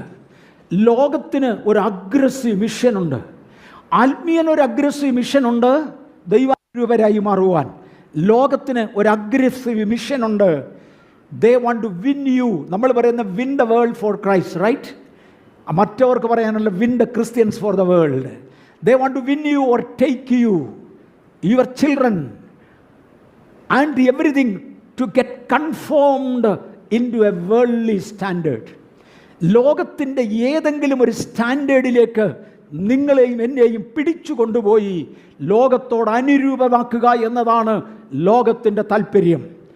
If you do not yield, okay, they try to attack you. നിങ്ങളെ ബലാത്കാരേണ കൊണ്ടുപോകാൻ അലറി വിളിക്കുന്നവരുണ്ട്, സിംഹം പോലെ ഗർജിക്കുന്നവരുണ്ട്, എഴുതി നശിപ്പിക്കുന്നവരുണ്ട്, പറഞ്ഞ് നശിപ്പിക്കുന്നവരുണ്ട്. They will attack you. എന്നിട്ടും നിങ്ങൾ ശ്രദ്ധിക്കുന്നില്ലെങ്കിൽ they will hate you. അവർ നിങ്ങളെ എതിർക്കും, അല്ലെ നിങ്ങളെ അവർ വിരോധിക്കും, അവർ വിരോധം കാണിക്കും. then they will shame you. അവർ നിങ്ങളെ അപമാനിക്കും. 3, they will ridicule you. ഇത് ഞാൻ തന്നെ എഴുതിയ കുറേ വാചകങ്ങളാണ്. they will ridicule you. അവർ നിങ്ങളെ അങ്ങേയറ്റം മോശമായി കളിയാക്കും. and then they will persecute you. നിങ്ങളെ ഉപദ്രവിക്കും. even they will kill you. ഇതായിരിക്കും ലോകത്തിൻ്റെ അഗ്രസീവ് മിഷൻ. ഇത് നടന്നുകൊണ്ടിരിക്കുക. ഇതാണ് ഇന്നത്തെ കൾച്ചർ. തിരിച്ചറിയാൻ കഴിയുന്നവർ തിരിച്ചറിയട്ടെ. എന്നാൽ 2 തീമോത്തിയോസ് 3:12 പറയുന്നത്, ക്രിസ്തുയേശുവിൽ ഭക്തിയോടെ ജീവിപ്പാൻ മനസ്സുള്ളവർക്കെല്ലാം ഉപദ്രവമുണ്ടാകും. ക്രിസ്തുയേശുവിൽ ഭക്തിയോടെ ജീവിപ്പാൻ മനസ്സുള്ളവർക്കെല്ലാം ഉപദ്രവമുണ്ടാകും. ഈ ഉപദ്രവത്തിന് നടുവിൽ പിടിച്ചു നിൽക്കാം. നെക്സ്റ്റ്, കഷ്ടം അഥവാ ഉപദ്രവം അവകാശത്തിനായി വിളിക്കപ്പെട്ടവരാണ്. കഷ്ടം അഥവാ ഉപദ്രവം ഉണ്ടെങ്കിലും നാം ഒരു അവകാശത്തിനായി വിളിക്കപ്പെട്ടവരാണ്. നമ്മുടെ പൗരത്വം സ്വർഗത്തിലാണ്. നമ്മുടെ ജീവിത മൂല്യങ്ങൾ, ശൈലികൾ വ്യത്യസ്തമാണ്. ദൈവ നിയോഗമാണ്. മറക്കരുത്, നമ്മുടെ ജീവിത ശൈലികൾ, ജീവിതത്തിൻ്റെ മാർഗങ്ങൾ, നമ്മുടെ ജീവിതത്തിൻ്റെ നോട്ടം അത് സാധാരണമല്ല, തികച്ചും വ്യത്യസ്തമാണെന്ന് മറക്കരുത്. യെരമ്യാവിൻ്റെ പുസ്തകം 6:16 യഹോവ ഇപ്രകാരം അരുളി ചെയ്യുന്നു, നിങ്ങൾ വഴികളിലേക്ക് ചെന്ന് നല്ല വഴി ഏത് എന്ന് നോക്കി ചോദിച്ച് അതിൽ നടപ്പീൻ. ഞാനവിടെ ബ്രാക്കറ്റിൽ ഇംഗ്ലീഷിൽ കൊടുത്തിട്ടുണ്ട് ക്രോസ് റോഡ്സ് എന്ന്. പല തർജ്ജിമകളിലും വഴികളിൽ ചെന്ന് എന്ന് മാത്രം എഴുതിയിരിക്കുന്നിടത്ത് ചില തർജ്ജിമകളിൽ go to the crossroads, ഇത് വേണോ അത് വേണോ എന്ന് തിരഞ്ഞെടുക്കാൻ വയ്യാത്ത ഒരു സാഹചര്യം. ഇത് വേണോ അത് വേണോ എന്ന് തിരഞ്ഞെടുക്കാൻ വയ്യാത്ത ഒരു സാഹചര്യം. Many of we are in the crossroads. ഈ ക്രോസ് റോഡിലാണ്. ഇവർ പറയുന്നത് പോലെ ദൈവത്തെ അനുസരിച്ച് പെന്തിക്കോസുകാരനായി ജീവിക്കണോ, അതോ ജഡീകനായി എൻ്റെ ജീവിതം ഞാൻ ഉറപ്പിച്ച് കാണിക്കണമോ? Many of us we are on the cross road. ഈ ക്രോസ് റോഡുകളിൽ എത്തുമ്പോൾ നിങ്ങൾ പോയി നല്ല വഴി ഏതെന്ന് ചോദിപ്പീൻ, ആ വഴി തിരഞ്ഞെടുക്ക്. എന്നാൽ അവരോ ഞങ്ങൾ നടക്കയില്ല എന്ന് പറയുന്നു. ജനം പറയുന്നത് ഞങ്ങൾ നടക്കത്തില്ല. മോനെ, സോഷ്യൽ ഡ്രിങ്കിങ്ങിന് പോണോ, കാഷ്വൽ ഡ്രിങ്കിങ്ങിന് പോണോ? അങ്ങനെയാണെങ്കിൽ പിന്നെ കുടിച്ച് ബോധമില്ലാതെ ഓടെ കിടക്കണോ? അതല്ലേ ഭേദം. ഇത് കുടിക്കുകയും ചെയ്ത് ഓടെ വീണുമില്ല, പിന്നെ ഇതിനുള്ള ഗുണമെന്ന് നിങ്ങൾക്കിത് മനസ്സിലാകുന്നുണ്ടോ? എടാ, കുടിച്ചു ഓടെ കിടന്നില്ല, പിന്നെ എന്തിനായി കുടിച്ചേ? കുടിക്കാത്തവൻ നിന്നേക്കാൾ മാന്യനായി നടക്കുന്നില്ലേ? No social drinking will help you. No casual drinking will help you. നിങ്ങൾ ക്രോസ് റോഡുകളിൽ ചെല്ല്. നല്ല വഴി ഏതെന്ന് ചോദിക്ക്, അതിൽ നല്ലതിൽ നടക്ക്. നല്ലതിൽ നടക്കുവാൻ തുടങ്ങുമ്പോഴാണ് ജനം പറയുന്നത് നടക്കുകയില്ല എന്ന് അവർ പറഞ്ഞു. ഞാൻ ആ ക്രോസ് റോഡിനെ കുറിച്ച് ഒരു പദം എപ്പോഴെങ്കിലും സൗകര്യം കിട്ടുമ്പോൾ വിശദീകരിച്ചോളാം. ബെഥൽ ചർച്ചിൽ വന്ന ശേഷം 22 അംഗങ്ങളിൽ നിന്ന് മാറി മേ ബി ഒരു 50 or 55 അംഗങ്ങളുള്ള ഒരു സാഹചര്യത്തിലാകാം. മേ ബി അല്ലെ 30 or 35 പേരുള്ള ഒരു സാഹചര്യത്തിലാകാം. കർത്താവെ, തുടർന്ന് തന്നെ ഈ ചർച്ചിലാക്കുകയാണെങ്കിൽ എന്ത് വേണം എന്ന് ചോദിച്ചുകൊണ്ട് പ്രാർത്ഥിച്ച ഒരു 10-14 ദിവസം കണ്ടിന്യൂസായി പ്രാർത്ഥിക്കാനിടയായി. അന്ന് കർത്താവ് എന്നെ കാണിച്ച ഒരു ദർശനമുണ്ട്. എൻ്റെ തലമുറയിൽ ഭക്തന്മാരെന്ന് എനിക്ക് അഭിപ്രായമുള്ള ചിലർ, ബൈ നെയിം ഞാൻ എടുത്തു പറഞ്ഞോട്ടെ. പാസ്റ്റർ PM ഫിലിപ്പിനെ ഞാൻ കണ്ടു, പാസ്റ്റർ KE എബ്രഹാം സാറിനെ ഞാൻ കണ്ടു, മേരി കോവൂരിനെ ഞാൻ കണ്ടു, കുരുവിള കോവൂരിനെ ഞാൻ കണ്ടു, ഒരു ജോർജ് ചായൻ ഉണ്ടായിരുന്നു, കൗങ്ങുംപ്രയാർ ജോർജ് സാറ്, അദ്ദേഹത്തെ ഞാൻ കണ്ടു. ഇങ്ങനെ ചില ഭക്തന്മാരെ കർത്താവ് കാണിച്ചേച്ച് ഇടിവെട്ടുന്ന സ്വരത്തിൽ ഒരു ദൈവദൂതൻ എന്നോട് സംസാരിച്ചു. തലമുറ അവരെ ചൂണ്ടിക്കാണിച്ചുകൊണ്ട് പറഞ്ഞു, ഈ തലമുറയിൽ നിന്ന് വാങ്ങി. ഒരു ഇളം തലമുറയെ കാണിച്ചുകൊണ്ട് തലമുറയ്ക്ക് ഇന്ന് ആ വ്യക്തിക്ക് 40 വയസ്സിൽ കൂടുതൽ കാണും, 40 വയസ്സ് കഴിഞ്ഞ് കാണും. ആ ആളിനെ കാണിച്ചോണ്ട് നോ. ഞാനിവിടെ വരുന്ന സമയത്ത് കുഞ്ഞ് 4 മാസമോ മറ്റോ പ്രായമുള്ള കമന്ന് വീണ് തലമുക്കി കിടക്കുന്ന ഒരു കുഞ്ഞ്. ഞങ്ങൾ വന്നിട്ട് 37 വർഷമായി. അപ്പോൾ ഏറെക്കുറെ പ്രായമുണ്ട്. ആ കുഞ്ഞിനെ കാണിച്ചുകൊണ്ടാണ് പറഞ്ഞത്, ആ തലമുറയ്ക്ക് വേണ്ടി കൊടുക്കുവാൻ ഞാൻ നിന്നെ ഇവിടെയാക്കി. കൃപയാൽ ആ തലമുറകളിൽ നിന്ന് ആയിരങ്ങൾ കർത്താവിനെ സേവിക്കുവാൻ, ആ പ്രായത്തിലുള്ളവരിൽ നിന്ന് ആയിരങ്ങൾ കർത്താവിനെ സേവിക്കത്തക്കവണ്ണം എഴുന്നേറ്റ് വരുന്നത് കാണുവാനിടയായി. ഞാൻ ദൈവത്തെ നന്ദിയോടെ സ്തുതിക്കുന്നു. പൊതുസ്ഥലമായതുകൊണ്ട് ആരുടെയും അനുഭവങ്ങളുടെ അകത്തേക്ക് കടക്കുന്നില്ല. ഒരുപാട് പേരെ വളർത്തിയെടുക്കുവാൻ ദൈവത്തിന് കഴിഞ്ഞു. എന്തു പറ്റി? Set some standard. അവർക്ക് കൊടുക്കേണ്ട ക്രോസ് റോഡുകളിൽ വരുമ്പോൾ തിരഞ്ഞെടുക്കേണ്ട വഴി. പക്ഷെ അവർ പറഞ്ഞു, ഞങ്ങൾ നടക്കയില്ല, നമുക്ക് കഷ്ടമുണ്ട്, ഉപദ്രവമുണ്ട്, ഇതെല്ലാം ശരിയാണ്. പക്ഷെ നാം ഒരു ഉദ്ദേശത്തിന് വേണ്ടി വേണ്ടി വിളിക്കപ്പെട്ടവരാണ്, ഒരവകാശത്തിനായി വിളിക്കപ്പെട്ടവരാ. കഴിഞ്ഞ ആഴ്ച ഇവിടെ പറയുവാൻ ദൈവം എന്നെ ഏൽപ്പിച്ച് ഒക്കാഞ്ഞതുകൊണ്ട് സൂചിപ്പിച്ച് ഇന്ന് പറയുമെന്ന് പറഞ്ഞ കാര്യമാണത്. ഒരവകാശത്തിനായി എനിക്കും നിങ്ങൾക്കും ഒരവകാശമുണ്ടെന്ന് മറക്കരുത്. നിത്യതയിൽ പിതാവായ ദൈവത്തിൻ്റെ മുമ്പിൽ, എൻ്റെ കർത്താവായ യേശുവിൻ്റെ മുമ്പിൽ തൻ്റെ മക്കളായി ജനിച്ച് ജീവിച്ച് വളരുന്നതിനാൽ എനിക്കും നിങ്ങൾക്കും അവകാശമുണ്ട്. കൂലിക്കാരൻ കൂലി വാങ്ങിച്ചു കൊണ്ടുപോകുമ്പോൾ കുടുംബത്തിലെ മക്കൾ അവകാശം വാങ്ങുന്നത് പോലെ ദൈവസന്നിധിയിൽ അവകാശമുള്ളവരെ ഇന്നത്തെ കഷ്ടം സാരമില്ല, ഉപദ്രവം സാരമില്ല. അത് ക്രിസ്തുവേശുവിൽ ജീവിപ്പാൻ താല്പര്യപ്പെടുന്ന സകലർക്കുമുണ്ട്. അത് ലോകത്തിൻ്റെ കൾച്ചറാണ്. They have a mission to confirm you. അത് നിങ്ങളുടെ മിഷനോ അതുവഴി പോകത്തില്ലെന്ന്. നെക്സ്റ്റ്, യെരമ്യാ 6:17 പറഞ്ഞു, ഞാൻ നിങ്ങൾക്ക് കാവൽക്കാരെയാക്കി കാഹളനാദം കേൾപ്പിച്ചു, അവരോ ഞങ്ങൾ ശ്രദ്ധിക്കയില്ലെന്ന് പറഞ്ഞു. എത്ര പ്രാവശ്യം ഇവിടെ നിന്നുകൊണ്ട് വിളിച്ചു പറയുവാൻ എനിക്ക് കഴിഞ്ഞു. വ്യത്യസ്ത മാധ്യമങ്ങളിലൂടെ ലോകം മുഴുവനും മുഴക്കി. അവരെല്ലാം ഒരൊറ്റ സ്വരത്തിൽ, എല്ലാവരുമല്ല, അതിനകത്ത് നഷ്ടപ്പെടുവാനുള്ള ചിലർ ഏകസ്വരത്തിൽ വിളിച്ചു പറഞ്ഞു, ഞങ്ങൾ അനുസരിക്കയില്ല, ഞങ്ങൾ കേൾക്കുകയില്ല. ചിലരതിന് കൈവരൽ മേളോട്ട് വെച്ച് കാണിച്ചു, ചിലരതിനെ ലൈക്ക് അടിച്ചു. എല്ലാവരും കൂടെ പറയുമ്പോൾ തിരുവചനത്തിന് യെരമ്യാ 6:17 പറയുന്നത്, അവരോ ശ്രദ്ധിക്കുകയില്ല. ഞാൻ നിങ്ങൾക്ക് കാവൽക്കാരെയാക്കി. കാഹളനാദം വന്നവർ വിളിച്ചു പറഞ്ഞു, നിങ്ങളോ ശ്രദ്ധിക്കയില്ല എന്ന് പറഞ്ഞു.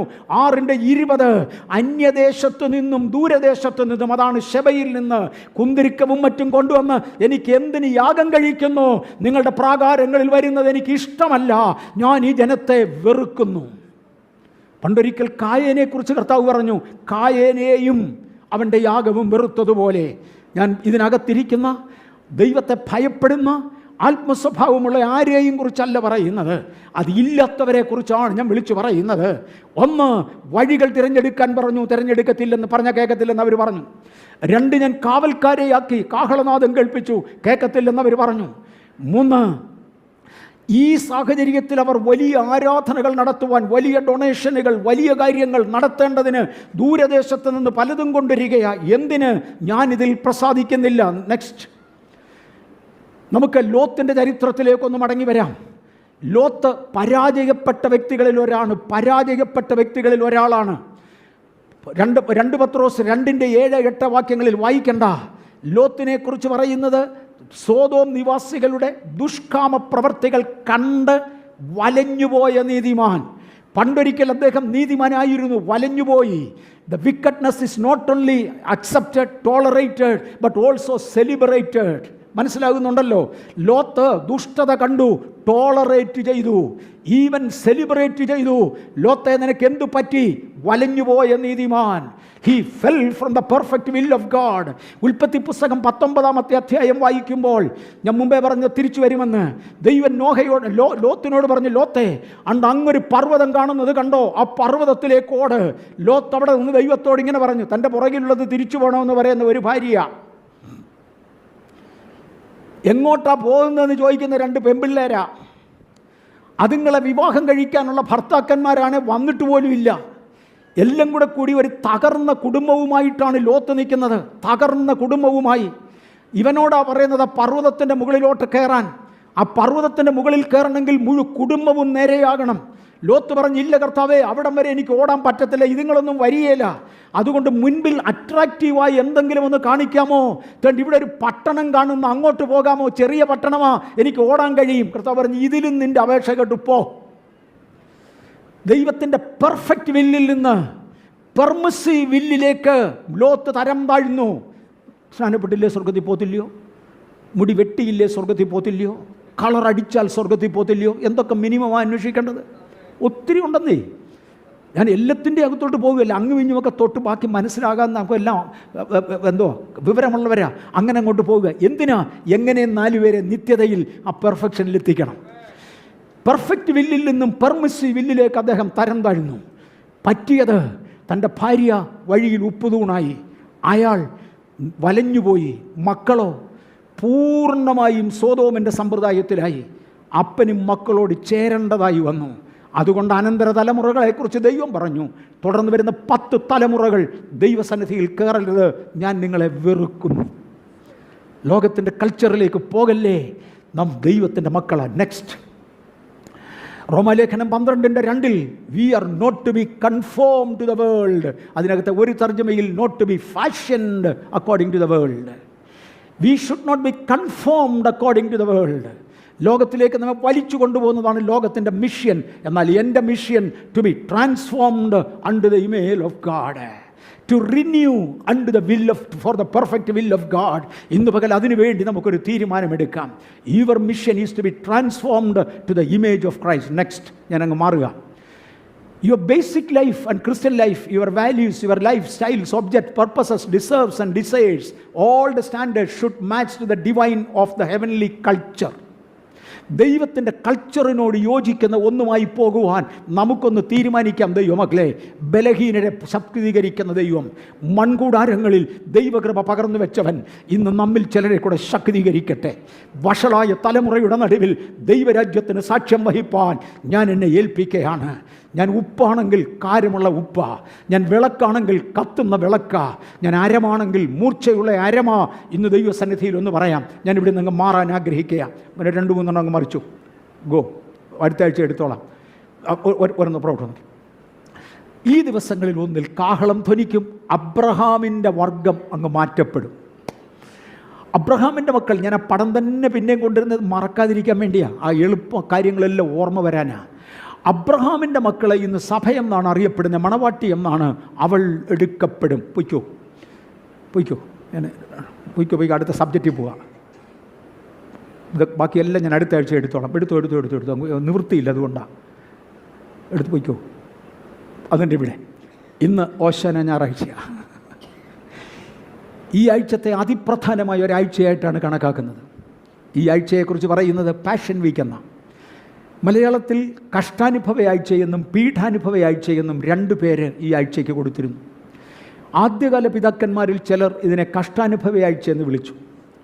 പിന്നത്തേതിൽ അതിനെ പീഠാനുഭവയാഴ്ച എന്ന് തരം താഴ്ത്തി. വീണ്ടും സഭാപിതാക്കന്മാർ ചേർന്ന് ആലോചിച്ച് പറഞ്ഞു കഷ്ടാനുഭവയാഴ്ച എന്ന് തന്നെ പറയാം. കാര്യം പീഠ എന്ന് പറയുന്നത് വോളണ്ടിയർലി ഏറ്റെടുക്കുന്നതല്ല. കുഞ്ഞുങ്ങൾക്ക് ബാലപീഠകൾ ഉണ്ടായി എന്ന് പറയും, ഇന്നാരെ പീഡിപ്പിച്ചു എന്ന് പറയും. അത് വോളണ്ടിയറായി ഏറ്റെടുക്കുന്നതല്ല, നിർബന്ധമായി കെട്ടിയേൽപ്പിക്കുന്നതാണ്. യേശുവിൻ്റെ കഷ്ടപ്പാടുകൾ വോളണ്ടിയറായി കഷ്ടം സഹിക്കുകയായിരുന്നു, അത് പീഡിപ്പിക്കപ്പെടുകയല്ലായിരുന്നു. ആകയാൽ പീഠാനുഭവയാഴ്ച എന്നല്ല കഷ്ടാനുഭവയാഴ്ച എന്ന് പറയും. ഒത്തിരി അർത്ഥമുള്ളത് കൊണ്ടാണ് ഞാൻ ഈ പദത്തിൻ്റെ അർത്ഥം പറഞ്ഞത്.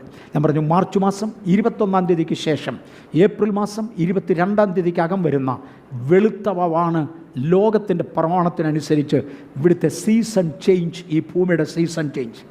കേരളത്തിൻ്റെ വിഷു ആ സമയത്താണ് വരുന്നത്. പുതുവർഷമായി പലരും കർണാടകം ഉൾപ്പെടെ അതിനെ കൊണ്ടാടുന്നത് ആ ദിവസത്തിലാണ്. ഇത് ഏറ്റവും പ്രധാന സീസൺ ചേഞ്ചാണ്. കുസ്തന്തീനോസ് ചക്രവർത്തിയുടെ മതപരിവർത്തനത്തെ തുടർന്ന് ക്രിസ്ത്യാനിത്വത്തിലേക്കും ഇതേ തത്വം കൊണ്ടുവരുവാൻ തീരുമാനിക്കുകയും അന്നത്തെ ക്രിസ്തീയ പിതാക്കന്മാർ ചക്രവർത്തിക്ക് കീഴടങ്ങി അവരൊരു തീരുമാനമെടുത്തു, ഇതേ സീസൺ ചേഞ്ച് ക്രിസ്ത്യാനിയും അംഗീകരിക്കും. ഡയറക്റ്റ്ലി ആ പേര് പറഞ്ഞാൽ ആരും കയറ്റുകയില്ല, അതുകൊണ്ട് വേറൊരു പേര് ഉപയോഗിക്കാം. ഈസ്റ്ററിനെ ഏറ്റവും പ്രധാന ക്രിസ്തീയ ആഘോഷമാക്കി വെച്ചു. അത് ഈ വെളുത്തവാവിൻ്റെ, പണ്ട് വെളുത്തവാവിൻ്റെ ദിവസമായിരുന്നു ഈസ്റ്റർ. ഒരു 10 നൂറ്റാണ്ടിന് ഒരു 5 നൂറ്റാണ്ടിന് പുറകിൽ വരെ വെളുത്തവാവിൻ്റെ ദിവസമായിരുന്നു ഈസ്റ്റർ. അതിനുശേഷം എല്ലാവരും കൂടെ പറഞ്ഞ് ഈസ്റ്റർ ഞായറാഴ്ചയാകണമെന്ന് ബൈബിളിൽ നിർബന്ധമുള്ളതുകൊണ്ട് വെളുത്തവാവിൻ്റെ അടുത്ത ഞായറാഴ്ചയായിട്ട്. മാർച്ച് മാസം 21-ാം തീയതി തന്നെ ഒരു വെളുത്തവാവാണെങ്കിൽ അതിനടുത്തതിനെ വരത്തുള്ളൂ.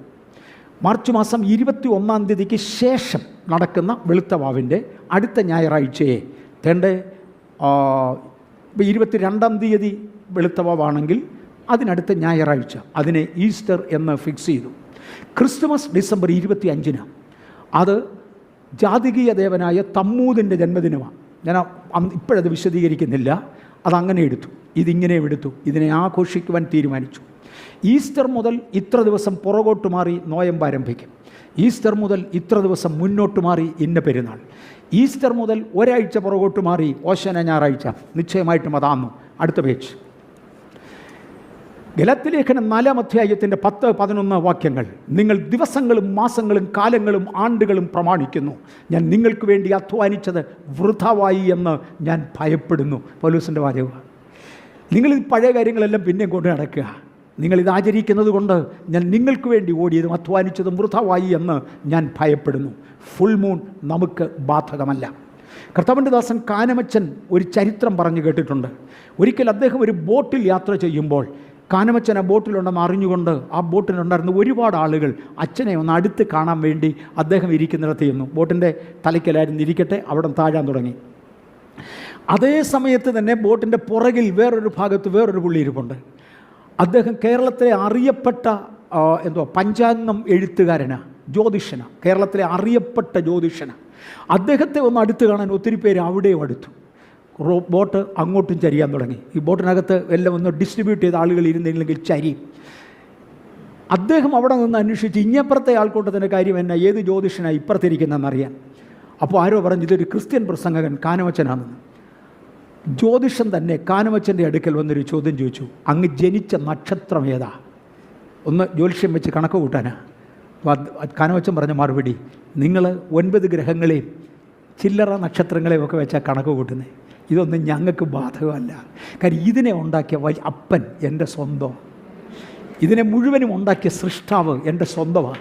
നിങ്ങൾക്ക് വെളുത്തവാവ് കാര്യമല്ല, നിങ്ങൾക്ക് കറുത്തവാവ് ബാധകമല്ല, നിങ്ങൾക്കൊരു ദോഷവും ചെയ്യാൻ കഴിയത്തില്ല.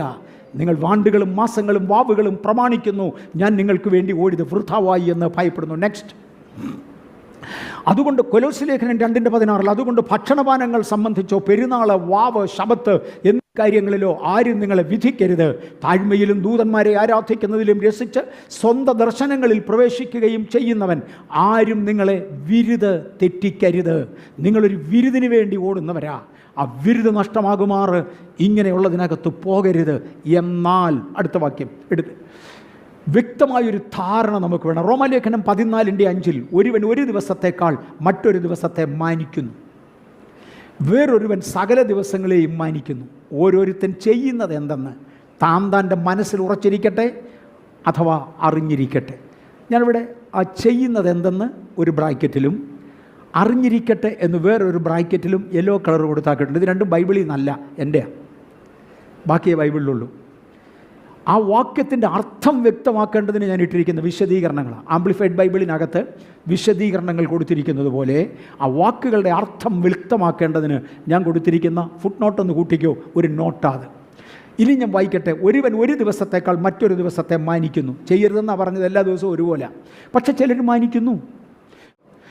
താൻ്റെ മനസ്സിൽ താൻ എന്ത് ചെയ്യുന്നുവെന്ന് അറിഞ്ഞിരിക്കട്ടെ. എന്തുകൊണ്ട് തങ്ങൾ ആഘോഷിക്കുന്നു? എന്താ ഇതിൻ്റെ ഉദ്ദേശം? ഞാൻ എന്തുകൊണ്ട് ഈ വരുന്ന വെള്ളിയാഴ്ച ഒരാഴ്ചത്തെ ചരിത്രം സിസ്റ്റമാറ്റിക്കായി പറയാമെന്ന് വിചാരിച്ചു. പറഞ്ഞാൽ ഓർമ്മയിരിക്കുന്ന ഒരു ടൈമാണ്. ആ ദിവസത്തിൻ്റെ പ്രത്യേകതയല്ല. അന്ന് നമുക്ക് ഒരുമിച്ച് കൂടുവാൻ ഒരവധി ദിവസം ദൈവം തരുന്നതാണ്. ഒരുമിച്ച് കൂടുവാൻ കൊള്ളാവുന്ന ഒരു ദിവസമാണ്. അന്നതിനെക്കുറിച്ച് ചിന്തിക്കാൻ കഴിയും. എന്തിനു വേണ്ടി ചെയ്യുന്നുവെന്ന് ഹൃദയത്തിൽ അറിയട്ടെ. ബ്രദറെ മറിച്ചു, ഞാൻ ഇനി കർത്തൃമേശ വന്ന് നിർത്താൻ പോകുകയാണ്. ഈ ആഴ്ചത്തെ കാര്യം പൊയ്ക്കോ, അത് ഒക്കത്തില്ല. പൊയ്ക്കോ പൊയ്ക്കോ. ഈ ആഴ്ചത്തെ കാര്യം കഴിഞ്ഞ പഴയ നിയമത്തിലെ പെസഹായുടെ തുടർച്ചയായിരുന്നു നമ്മുടെ കർത്താവായ യേശു ക്രിസ്തു തൻ്റെ അന്തിമ അത്താഴത്തിൽ ചെയ്തത്. ആ തുടർച്ചയിലാണ് കർത്താവിൻ്റെ തിരുമേശ രംഗത്ത് വരുന്നത്. 1-2 കൂടെ ഒന്ന് മറിച്ചേക്കാം.